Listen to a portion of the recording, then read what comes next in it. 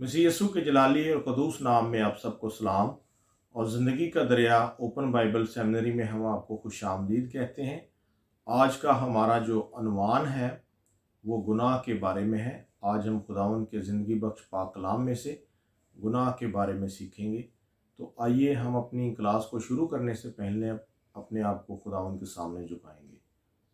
प्यारे आसमानी बाप, तेरा शुक्र अदा करते हैं आज के खूबसूरत दिन के लिए, ज़िंदगी के लिए, ज़िंदगी की नेमतों के लिए। ऐ खुदा,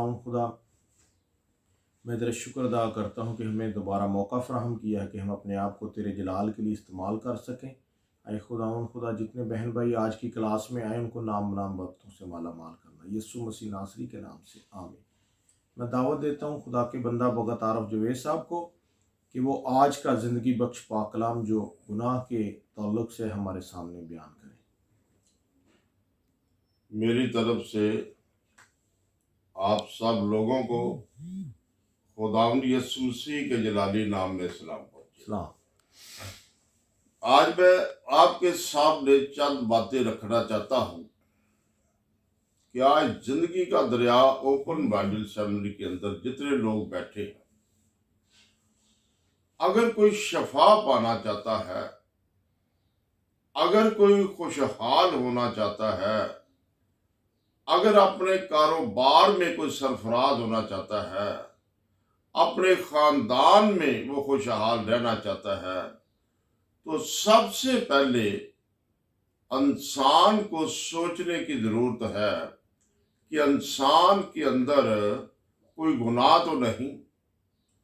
इब्लीस जो है वो इंसान से गुनाह कराता है, इब्लीस इंसान से गुनाह कराता है, इब्लीस इंसान से झूठ बुलवाता है, इब्लीस ही हर तरह की बुराई की जड़ इंसान के अंदर पैदा करता है।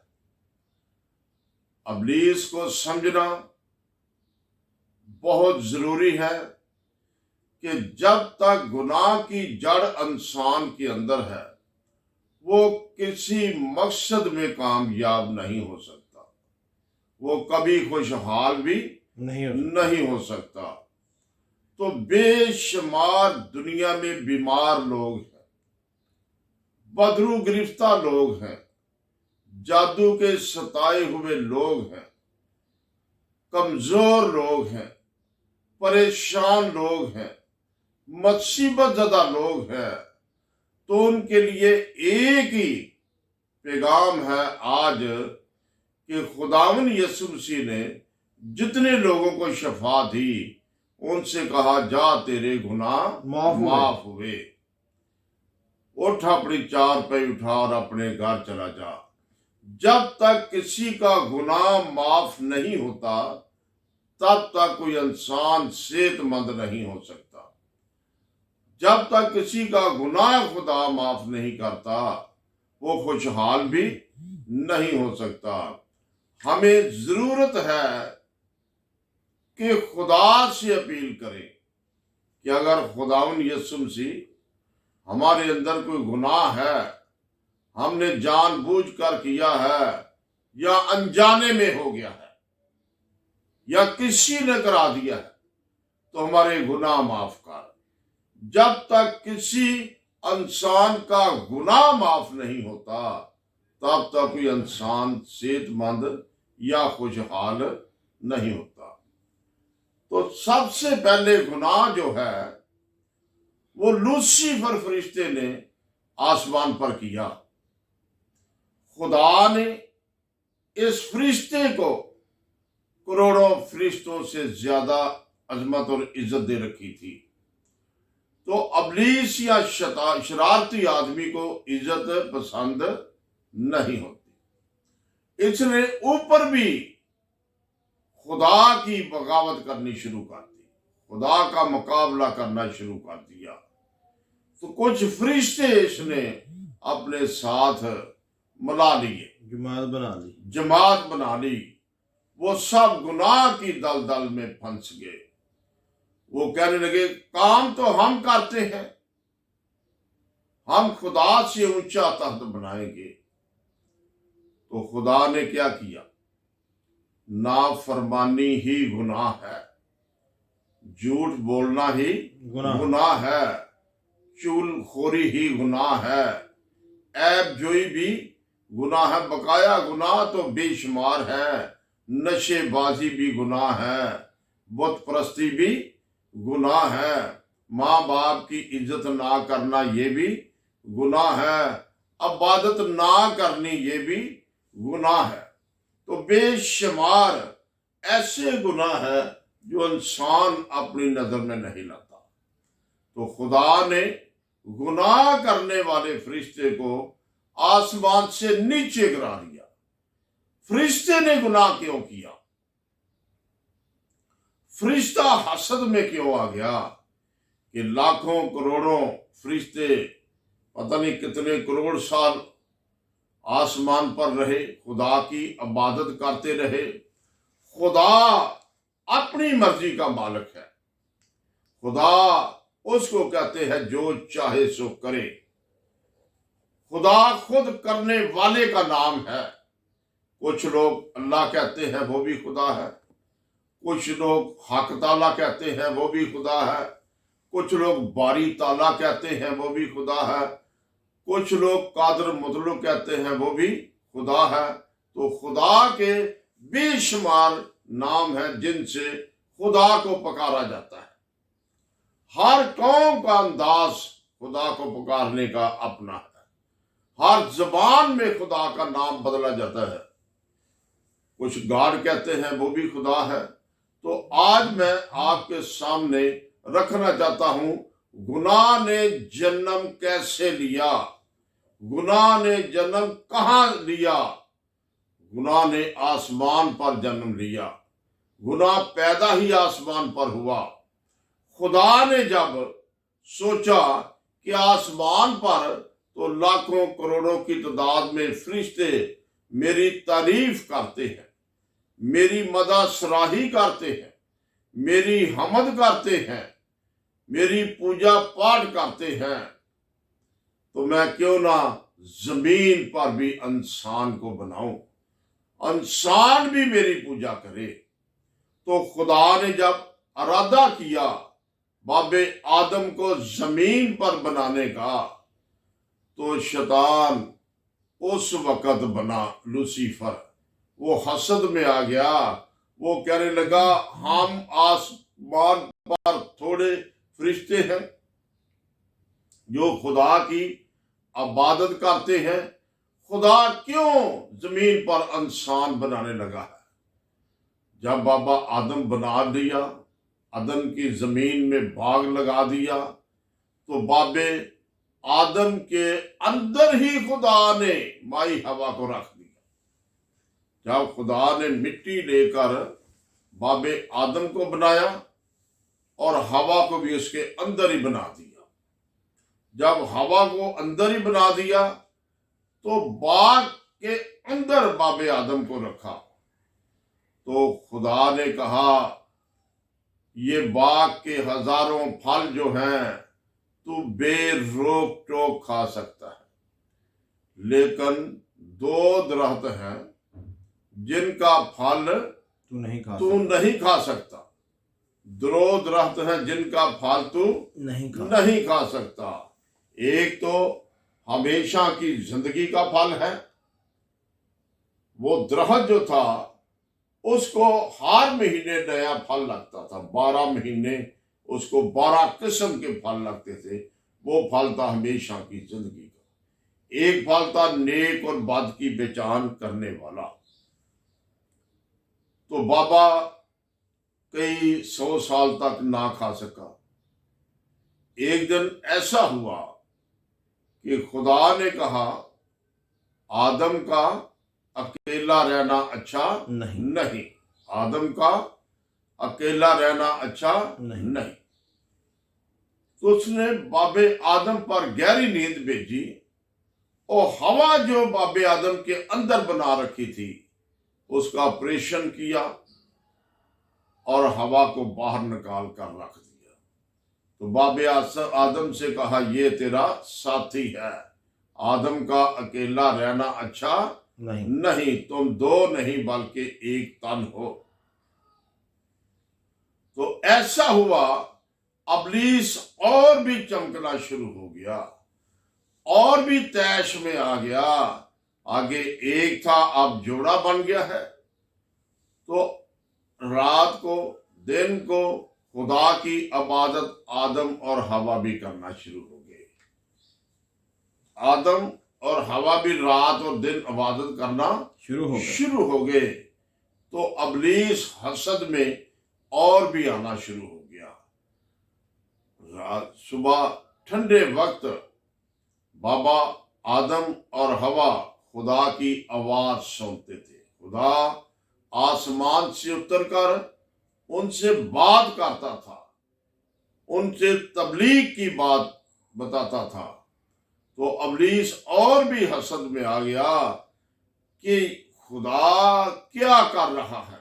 ये आदम से मिलने जाता है आसमान छोड़कर जमीन पर, ये माई हवा से मिलने जाता है आसमान छोड़कर जमीन पर, उनसे बातें करता है। तो अबलीस भी बाग के अंदर आ गया। उसने जब देखा कि अब खुदा वापस आ गया है, तो माई हवा से कहा उसने, क्या तुम हर रोज ये फल सारे खाते हो? उसने कहा, हम सारे फल खाते हैं, लेकिन दो फल हैं जो खुदा ने हमें खाने से मना किया है। शैतान ने क्या कहा, अगर तू ये फल खाएगी तो तेरी आंखें खुल जाएंगी। आंखें तो पहले भी खुली थी, अंधे तो है नहीं थे, लेकिन रूहानियत में वो एक दूसरे को पहचानते ना थे। तो उसने फल खा लिया अबलीस के लाके, आंखें लाके। अबलीस ने पहले खुद गुनाह किया, फिर अपने साथी फरिश्तों को गुनाह कराया, फिर उसने माई हवा को गुनाह कराया। माई हवा ने जब फल खाया तो उसकी आंखें रोशन हो गई, तो उसने बाबे आदम को वो फल खिला दिया। जब आदम को भी वो फल खिला दिया तो उसकी आंखें भी रोशन होगी। पहले उनके ऊपर जलाल था, उनके ऊपर पाक रूह का लिबास था, वो एक दूसरे को नंगे महसूस नहीं करते थे। तो फिर उन्होंने अपने आप को पहचाना कि हमने गुनाह किया, हम नंगे हो गए। जब खुदा ठंडे वक्त आया, एक झाड़ी के पीछे वो छुप गए। खुदा ने जब पकारा, आए आदम तू कहाँ है? उसने कहा, आए खुदावन मैं हाजिर हूं, मैं झाड़ी के पीछे छुपा हुआ हूं, इसलिए क्योंकि मैं नंगा हूं।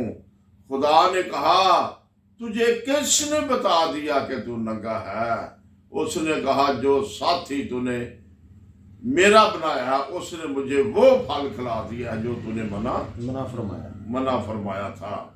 हम दोनों ने खाया, हम दोनों नंगे हो गए हैं। खुदा ने उनको लिबास दिया।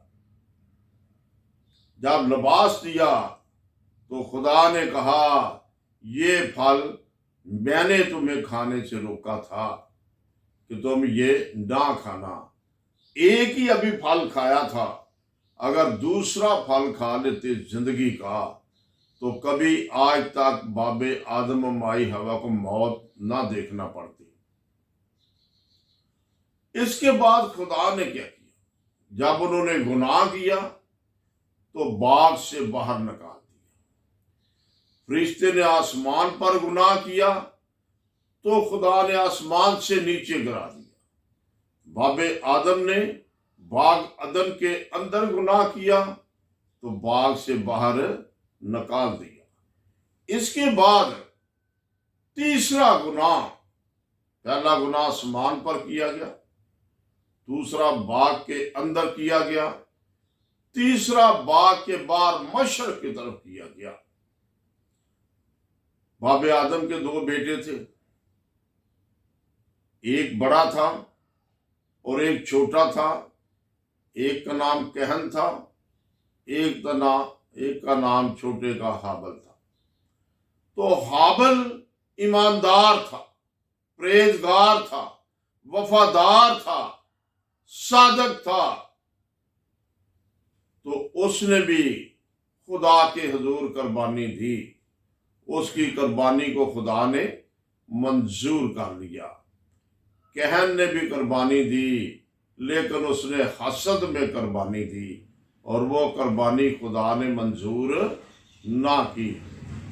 तो उसने क्या किया? बड़े भाई ने छोटे भाई को कत्ल कर दिया। तीसरा गुनाह ये है। आज मैं आपके सामने ये बात रखना चाहता हूं। इसके बाद गुनाह का सिलसिला दुनिया में आज तक जारी है। इसके बाद गुनाह का सिलसिला दुनिया में आज तक जारी है। गुनाह रुक नहीं रहा, किसी भी तरीके से गुनाह रुक नहीं रहा। तो आज आपके सामने मैं चंद बातें बाइबल मुकद्दस में से रखना चाहता हूं कि ये गुनाह नस्ल दर नस्ल चला आ रहा है। अगर बदरू गिरफ्ता लोग हैं, जादू के सताए हुए लोग हैं, तवीज़ों के सताए हुए लोग हैं, तो इनके अंदर गुनाह है। तो बाइबल मुकद्दस में क्या लिखा है? गुनाह की मजदूरी मौत है। जब खुदा ने गुनाह करने वाले फरिश्ते को ना छोड़ा तो हमें कैसे छोड़ेगा? जब गुनाह करने वाले बाबे आदम को बाग से बाहर निकाल दिया तो हम क्या है? आज गुनाह को पहचानना मेरा और आपका फर्ज बनता है। मिसाल की किताब 28 बाब उसकी 13वीं आयत मेरे सामने निकालें।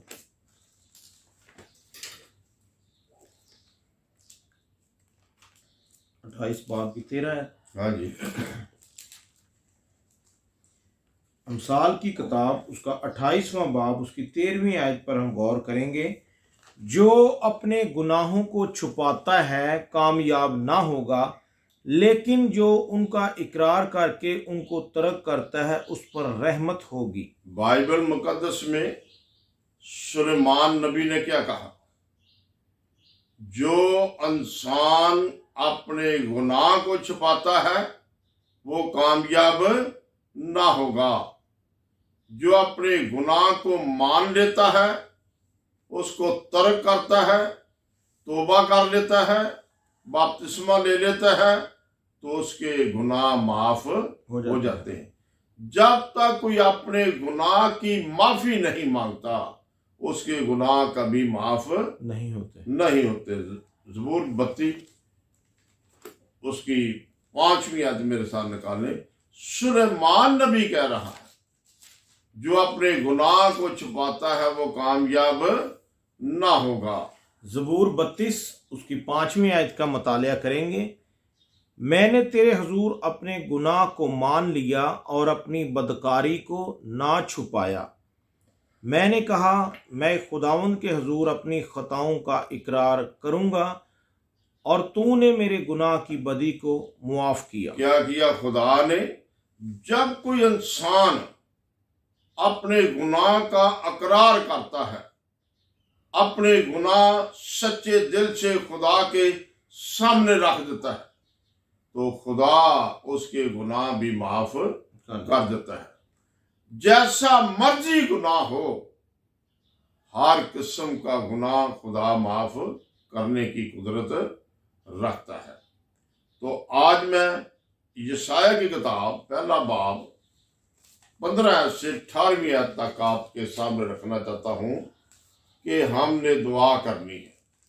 दुआ के वसीले से हमारी आवाज आसमान पर आलमे बाला तक पहुंचती है। हमने अपने गुनाहों का इकरार करके उनको तर्क करना है, गुनाहों को छोड़ना है। हाँ जी, यशाया पहला बाब जी, पहला बाब 15।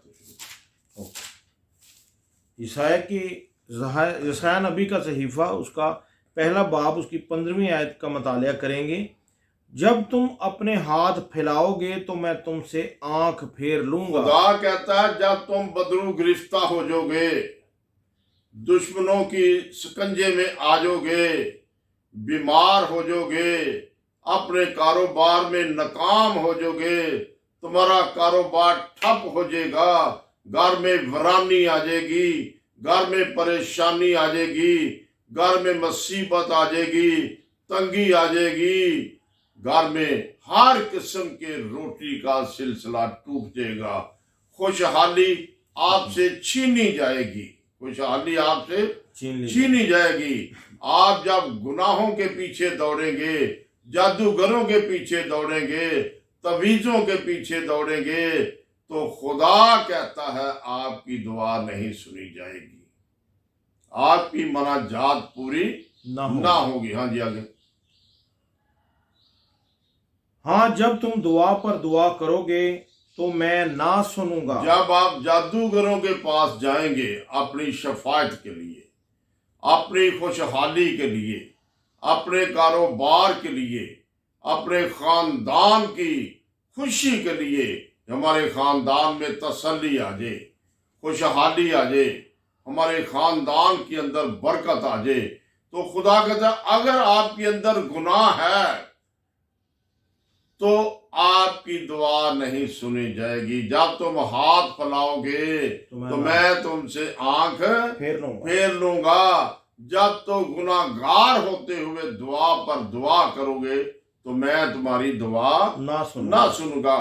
तो खुदा गुनाहगारों की दुआ नहीं सुनता, खुदा गुनाहगारों की दुआ नहीं सुनता। हाँ जी। तुम्हारे हाथ तो खून आलूदा हैं, तुम्हारे हाथ क्या है? खून आलूदा है। कहने की क्या किया? भाई को कत्ल कर दिया तो उसका गुनाह भी माफ नहीं हुआ। तुम्हारे हाथ तो क्या है? खून आलूदा। हाँ जी।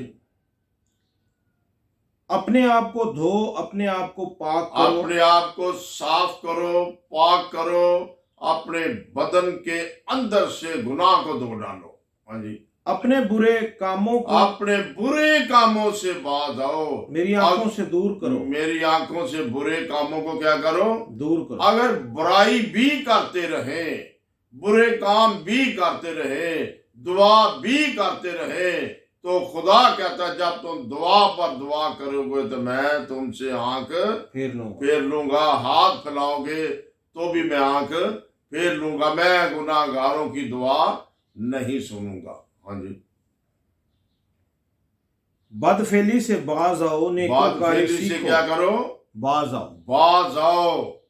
जब लोग जादूगरों के पास जाते हैं बरकत लेने के लिए, शफा लेने के लिए, कारोबार में इजाफा कराने के लिए, तो जादूगर उनसे बदफेली कराते हैं। जादूगर हमेशा खुदा से दूर रहते हैं। लोग कहते हैं जादू बरहाक के लेकिन करने वाला काफर है। तो आज मैं आपके सामने शफायत खुदा सुनता है हर इंसान की। हाँ जी। इंसाफ के तालब हो, मजलूमों की मदद करो, यतीमों की फरियाद रसी करो, बेवाओं के हामी हो। बाइबल में क्या लिखा है? यतीमों की भी मदद करो, गरीबों की भी मदद करो, बेवों की भी मदद करो। सहावत करना ना भूलो। मदद करना, सहावत करना, बेसहारा लोगों की इज्जत करना, उनको खाना देना, ये बहुत ही जरूरी है। हाँ जी। अब खुदावन फरमाता है आओ हम बहम हुज्जत करें। खुदा कहता है अगर तुम गरीब परवरी करोगे, गरीबों की मदद करोगे, यतीमों की मदद करोगे, तो मैं आप पर खुश होऊंगा। फिर गरीबों की मदद करने वाले, इंसाफ के तालब जो हैं, रहम करने वाले लोग, सच बोलने वाले लोग, उनसे खुदा कहता है आओ हम मशवरा करें। हाँ जी। अगरचे तुम्हारे गुनाह किरमजी हों तो वो बर्फ की मानद सफेद। खुदा कहता है अगर तुम मेरी राहों पर चलोगे, मेरे रास्ते पर चलोगे, मजलूमों की मदद करोगे, गरीबों की मदद करोगे, बेवों के हामी होगे, यतीमों की मदद करोगे, तो तुम्हारे गुनाह किरमजी रंग के होंगे, तो भी बर्फ की मानद मैं साफ कर दूंगा। अगर आप चाहते हैं हमारे गुनाह माफ हो जाएं, तो आपने गरीबों की मदद करनी है। यूहन्ना की इंजील 9 बाब 31वें आयत, खुदा गुनाह को छुड़वाना चाहता है। गुनाहगार की दुआ आलमे बाला पर नहीं पहुंचती, गुनाहगार की दुआ खुदा नहीं सुनता। अगर आपके अंदर जब तक गुनाह है तो आप पर इब्लीस हमले करता रहेगा, आप पर बीमारी, मुश्किल, परेशानी, मुसीबत, तंगी, गुर्बत, कारोबार की रुकावट आती ही रहेगी जब तक गुनाह नहीं आपका माफ होता। यूहन्ना की अंजील उसका 9वां बाब उसकी 31वीं आयत हम देखेंगे। हम जानते हैं कि खुदा गुनाहगारों की नहीं सुनता। बाइबल मुकद्दस में क्या लिखा है? हम जानते हैं खुदा गुनाहगारों की दुआ नहीं सुनता। नहीं सुनता। तो दुआ तो गुनाहगार भी करते हैं, दुआ तो गुनाहगार भी करते हैं, रास्तबाज भी करते हैं, आम लोग भी करते हैं। लेकिन बाइबल मुकद्दस में लिखा है हम जानते हैं कि खुदा गुनाहगारों की दुआ नहीं सुनता। जब तो कोई अमसाल 15 बाब 29 है, जब तक कोई इंसान अपना गुनाह ना छोड़े, अपने गुनाह को पसंद ना करे, अपने गुनाह को पहचाने ना, जाने ना, उसका अकरार ना करे कि खुदावंद यीशु मसीह जो मैंने गुनाह किए हैं वो सारे मेरे गुनाह धो डाल, मेरे गुनाह माफ कर दे, तो खुदा आपके गुनाह माफ करने के लिए तैयार है। हाँ जी, 15 बाब 29 आयत। खुदावंद शरीरों से दूर है पर वो साधकों की दुआ सुनता है। खुदा शरीरों से दूर है। यिर्मयाह 17 बाब पे लिए, खुदा शरीरों से दूर है पर वो साधकों की दुआ सुनता है। वो सच्चे लोगों की दुआ सुनता है, ईमानदारों की दुआ सुनता है, खुदा साधकों की दुआ सुनता है। खुदा हमेशा सच्चे लोगों का साथ देता है और हर किस्म का गुनाह माफ करने की कुदरत खुदा रखता है। उसने कहा मांगो तो तुमको दिया जाएगा, ढूंढो तो पाओगे, दरवाजा खटखटाओ तुम्हारे वास्ते खोला जाएगा। हाँ जी, यिर्मयाह नबी का सहीफा उसका 17वां बाब उसकी पहली आयत।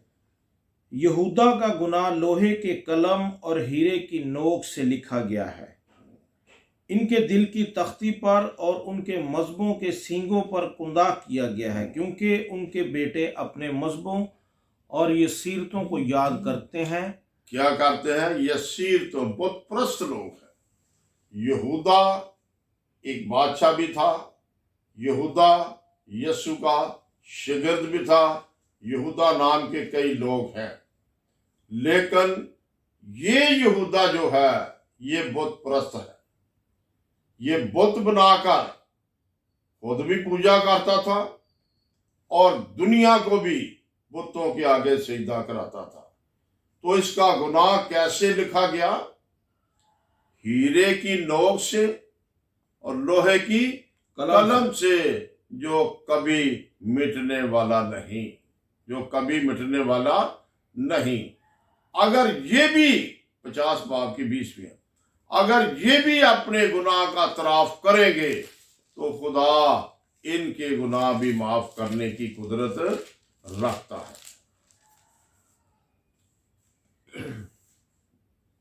यिर्मयाह नबी का सहीफा 50 बाब उसकी 20वीं आयत। खुदावंद फरमाता है उन दिनों में और उसी वक्त इसराइल की बदकारी ढूंढे ना मिलेगी और यहूदा के गुनाहों का पता ना मिलेगा। जब कोई इंसान तौबा कर लेगा, जब कोई खुदा के हुक्म के मुताबिक अपने गुनाह का तराफ कर लेगा, अपने गुनाह को मान लेता है, अपने गुनाह को तर्क करता है, अपने गुनाह को छोड़ देता है, तो खुदा उस पर राजी हो जाता है, खुदा उस पर खुश भी हो जाता है। जब कोई दुश्मनों के शिकंजे में आ जाए तो वो खुदा से दुआ करे, तो अपने गुनाह का करार करे, तो खुदा उसे हर मुसीबत से निकालने की कुदरत रखता है। तो आप जानते हैं यूना नबी ने कहां पर तौबा की? मछली के पेट मछली के पेट में गुनाह को छोड़ा तो खुदा ने उसकी दुआ सुनी और मछली में से बाहर उसको निकाल दिया। इसी तरह बाइबल मुकद्दस में लिखा है कि जब भी कोई गुनाहगार गुनाह करता है तो वो इब्लीस का हुक्म मानता है।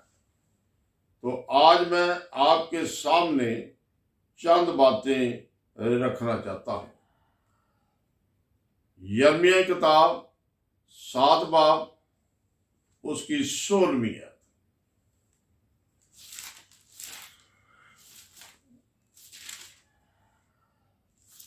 7 बाब की 16वीं आयत। 16वीं है।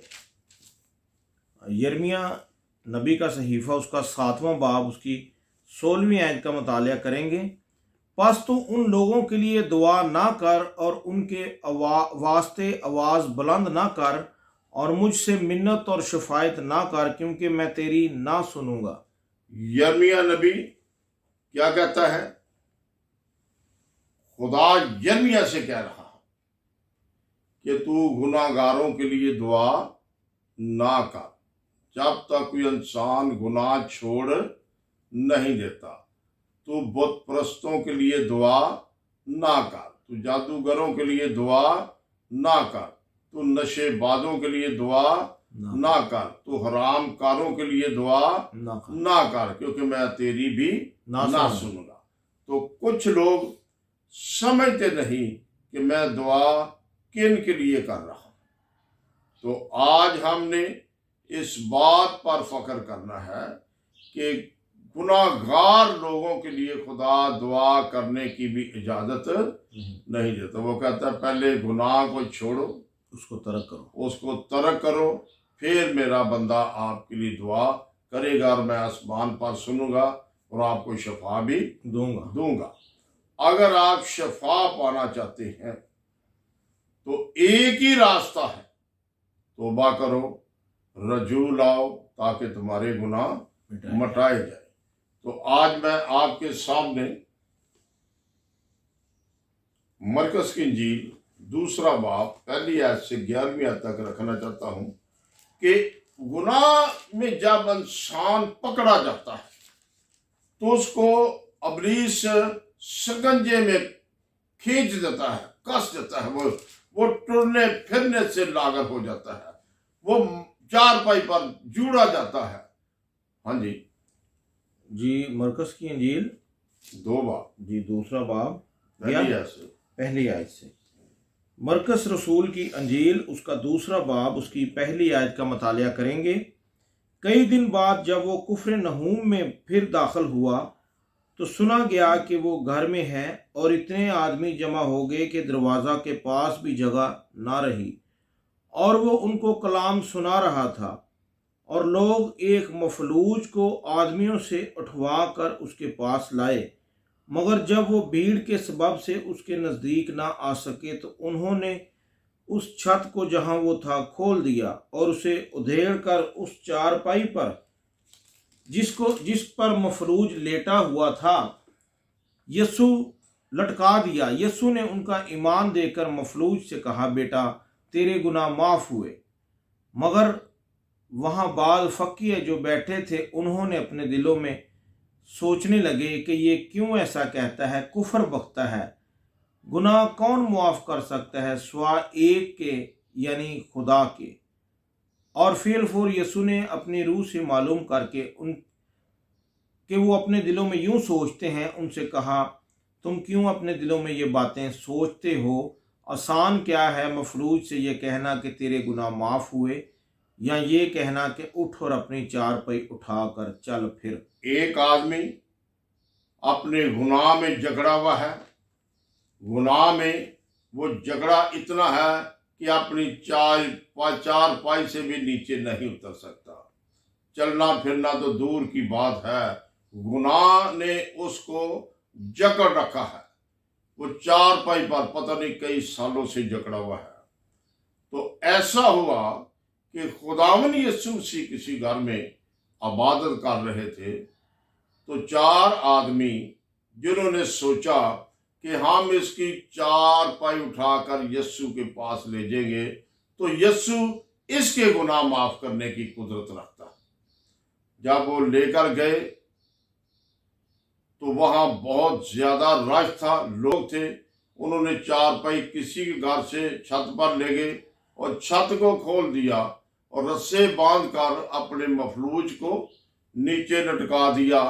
तो यस्सु के पास जब मरीज आया तो यस्सु ने क्या कहा, बेटा खातर जमा रख, तेरे गुनाह माफ हुए, उठ और अपनी चारपाई उठा अपने घर चला जा। जब तक किसी इंसान का गुनाह माफ नहीं होता मुकम्मल शफा नहीं मिलती। खुदा आधी शफा भी दे देता है ताकि अपने गुनाह पर गौर इंसान करता रहे। खुदा मुकम्मल शफा उस वक्त देता है जब मुकम्मल गुनाह इंसान के माफ हो जाते हैं। खुदा गुनाहगारों को माफ करने के लिए अपने बेटे को भेजता है।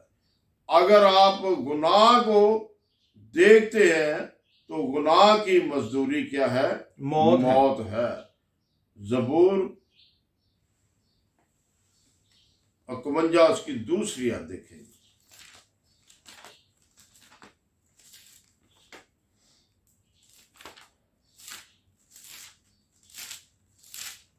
ज़बूर 51 उसकी दूसरी आयत, मेरी बदी को मुझसे धो डाल। मेरी बदी को क्या कर, मुझसे धो डाल। एक नबी कह रहा कि मेरी बदी को क्या कर, मुझसे धो डाल। मुझे भी खुदा से अपील करने की जरूरत है, मेरी बदी को मेरे बदन से धो डाल, मेरे गुनाह को मेरे ज़हन से नकार डाल। तो खुदा गुनाह माफ करने की कुदरत रखता है। हाँ जी आगे। और मेरे गुनाह से मुझे पाक कर। मेरे गुनाह से क्या कर, मुझे पाक कर। जब तक कोई इंसान अपने गुनाह से पाक नहीं होता वो कभी मुकम्मल शफा हासिल नहीं करता, मुकम्मल खुशहाल नहीं होता। हमें मुकम्मल शफा हासिल करने की जरूरत है, मुकम्मल खुशहाल होने की जरूरत है, मुकम्मल दुनिया की नज़र में सरफराज होने की जरूरत है, अपने कारोबार में भी कामयाब होने की जरूरत है। तो आज हमें ज़बूर 32 उसकी पहली है।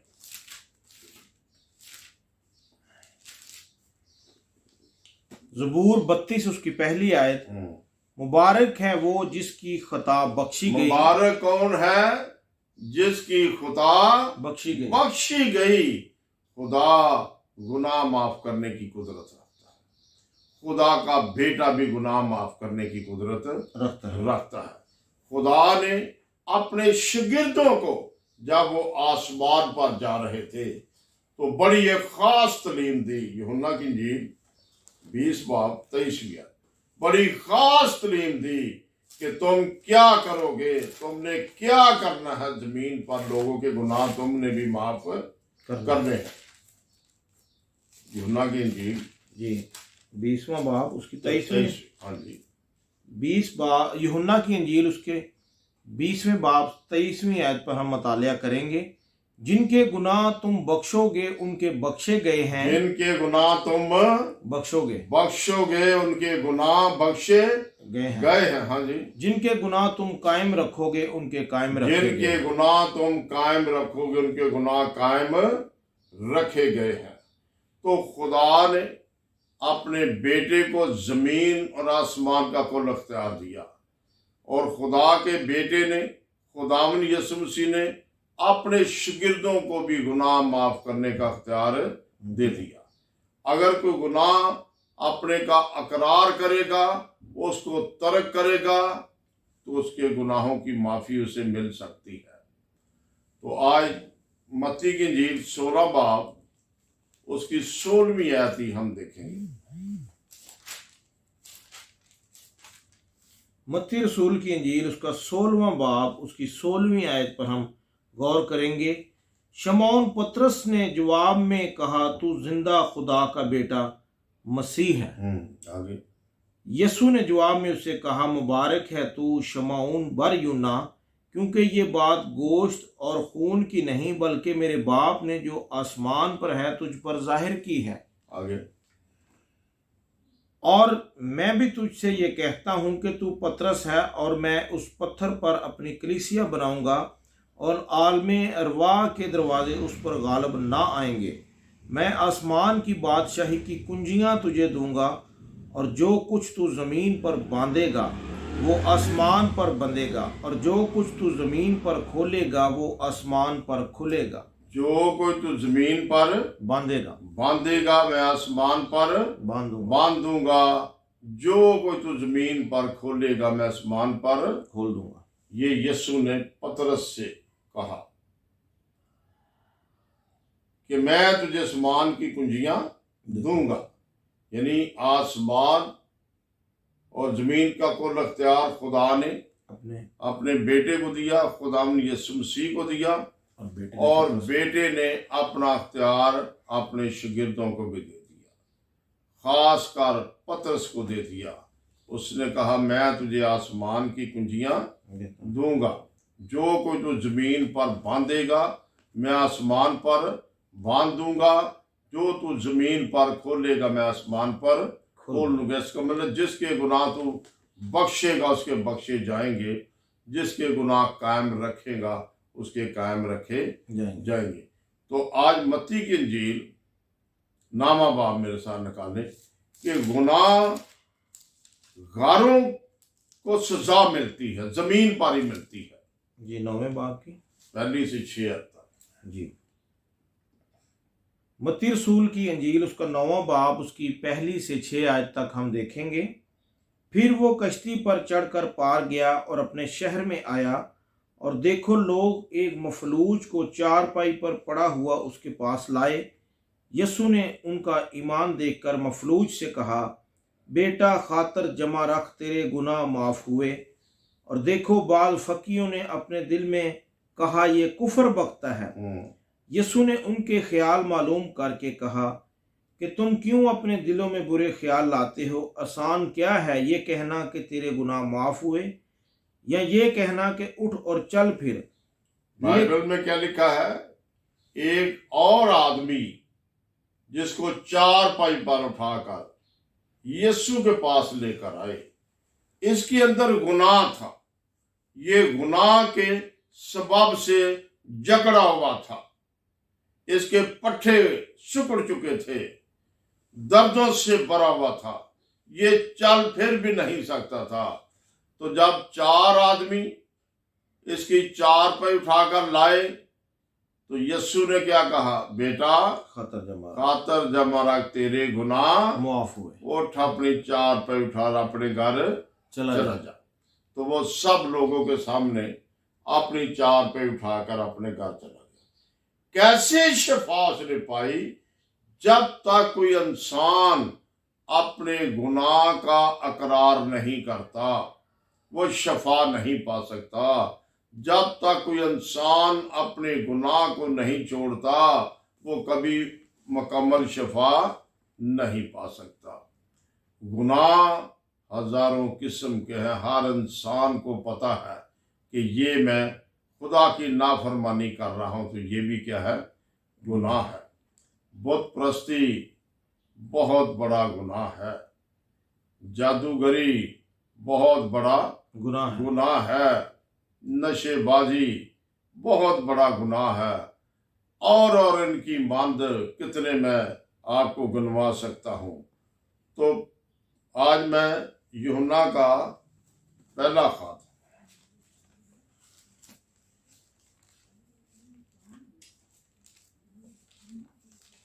पहला ही बाब जी 7वीं है। यूहन्ना का पहला आम खात उसका पहला बाब उसकी 7वीं आयत हम देखेंगे। लेकिन अगर हम नूर में चलें जिस तरह वो नूर है, तो हमारी आपस में शराकत है और उसके बेटे यीशु का लहू हमें तमाम गुनाहों से पाक करता है। उसका बेटा जो है, खुदा का बेटा जो यीशु है, वो हमें तमाम गुनाहों से पाक करता है। और दुनिया में किसी के पास गुनाह माफ करने का अख्तियार नहीं है। नहीं, और दुनिया में किसी को गुनाह माफ करने का अख्तियार नहीं। खुदावन यीशु मसीह ने मसलूब होकर हमारे गुनाह अपने बदन पर उठा लिए। वो आप हमारे गुनाहों को अपने बदन पर लिए हुए सलीब पर चढ़ गया। तो सलीब पर जाकर क्या कहा यीशु ने? आए बाप, इनके गुनाह माफ कर, क्योंकि ये जानते नहीं कि क्या करते हैं। तो आज हमें तौबा करने की जरूरत है। खुदावन इसी कलाम पर मुझे और आपको बरकत दे। आमीन। अब हम आखिर में दुआ करेंगे। भाई शहजाद हैं यूएसए से हमारे साथ, और इसके अलावा फैबिन भाई के लिए दुआ करेंगे, और भाई स्टीफन जॉन हैं उनके लिए, कामरान के लिए, और दीगर जितने हमारे साथ रोज़मर्रा लाइव होते हैं, इमरान खोकर हैं, उनके लिए भी दुआ की जाए ताकि खुदावन उनकी तमाम परेशानी को दूर करे। हम अपनी आंखों को बंद करें।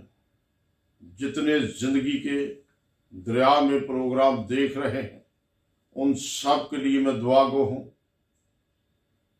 मैं भाई शहजादे के लिए जो यूएसए में बैठा है, इसके भाई नदीम के लिए, इन दोनों के खानदानों के लिए, इनके बच्चों के लिए खास तौर में दुआ करता हूं। मैं शहजादे की रिक्वेस्ट जो है वो ये है कि मैंने नया ट्रक खरीदा है। वो 2 माह से ना कोई मुझे ड्राइवर मिल रहा है उसके लिए, ना इंश्योरेंस का कागज मिल रहा है। तो मैं आज जिंदगी के दरिया के अंदर जितने मेरे साथी बैठे हैं, मैं सबसे अपील करता हूं कि इस बेटे शहजादे के ट्रक के लिए, इंश्योरेंस के लिए, ड्राइवर के लिए दुआ की जाए, ताकि खुदा इसके ज़हन को रोशन करे, इसके ज़मीर को रोशन करे, इसके कारोबार में आसमान के खजाने खोलकर अपनी बरकत को बरसाए। इसका ट्रक चलना शुरू हो जाए। अपने कारोबार में तेरे जिंदा जलाली कदूस नाम पर ये खुशहाल होकर तेरी हमद, तेरी तारीफ, तेरी इबादत, तेरी शुक्रगुजारी कर सके। इसी तरह मैं भाई फैबियन के लिए जो ऑस्ट्रेलिया में बैठा है, तेरा फजल चाहता हूँ, तेरी बख्शिश चाहता हूँ, तेरी अजमत और तेरी कुदरत चाहता हूँ। कामरान के लिए जो मस्कत में बैठा है, उसके ज़हन को रोशन कर, उसके ज़मीर को रोशन कर, उसे दिन दुगना रात चौगुनी बरकतों से माला माल कर दे। इब्राहिम, ज़हाक, याकूब के खुदा, और जितने भी जिंदगी के दरिया में लोग बैठे हैं, स्टीफन भाई है, इमरान खोकर है, फरा है, बसरत है, इन सब पर तेरा फजल, तेरी बरकत, तेरी बख्शिश, तेरी कुदरत, तेरी रहमत वाला हाथ, तेरा जलाली हाथ आसमान से उतरना शुरू हो जाए। मैं इमरान के लिए, इसकी खिदमत के लिए, इसके कारोबार के लिए, सेहत के लिए, इसके बीवी बच्चों के लिए तेरा फजल चाहता हूँ। इब्राहिम, ज़हाक, याकूब के खुदा, मैं जितने भी लोग हैं, ओमा है दुबई में बैठा, अलियास है मलेशिया में बैठा, इन सब पर जितनों के नाम मैं नहीं ले सका, इन सब पर आसमान से अपनी कुदरत वाला हाथ बुलंद कर दे। प्यारे खुदावंद, तूने वादा किया है, मांगो तो तुमको दिया जाएगा, ढूंढो तो पाओगे, दरवाजा खटखटाओ तुम्हारे वास्ते खोला जाएगा। तो आज प्यारे खुदावंद यीशु नासरी, जितने लोग जिंदगी के दरिया में पानी पीना चाह रहे हैं, जिंदगी के दरिया में से शफा हासिल करनी चाह रहे हैं, जिंदगी के दरिया में बैठकर खुशहाल होना चाह रहे हैं, अपने कारोबार में सरफराज होना चाहते हैं, सेहतमंद होना चाहते हैं, इन सब पर आसमान से अपनी शफा वाला हाथ बुलंद करते यीशु के नाम पर मांगता हूँ, आमीन। जिसने हमें सिखाया, ऐ हमारे बाप तू जो आसमान पर है, तेरा नाम पाक माना जाए, तेरी बादशाहत आए, तेरी मर्जी जैसे आसमान पर पूरी होती है ज़मीन पर भी हो। हमारे रोज़ की रोटी आज हमें बख्श दे, जिस तरह हम अपने कर्जदारों को माफ़ करते हैं, तू भी हमारे कर्ज माफ़ कर। हमें आजमाइश में न ला, बल्कि बुराई से बचा, क्योंकि बादशाहत, कुदरत और जलाल हमेशा तेरा है। आमीन। अब हमारे खुदावंद यीशु मसीह का फजल, खुदा बाप की मोहब्बत, पाक रूह की रफ़ाक़त, शराकत हम सब के साथ अब से लेकर हमेशा तक होती रहे। आमीन। खुदावंद आप सबको बहुत ज़्यादा बरकत दे, और कल हम नए मजमून के साथ आपकी खिदमत में ज़रूर हाज़िर होंगे। कल मेरी तबीयत थोड़ी नसाज थी, तो मुझे मेरी हार्ट बीट तेज़ हो गई थी, तो आपकी दुआओं के वसीला से खुदावंद ने मुझे बरकत बख्शी है और मुझे उससे रिहाई दी है। आप सब मुझे दुआओं में याद रखें, ताकि हम रोज़ बरोज़ आपके लिए नए मजमून लाएं और आपके लिए हम बाइसे बरकत साबित हों। आमीन।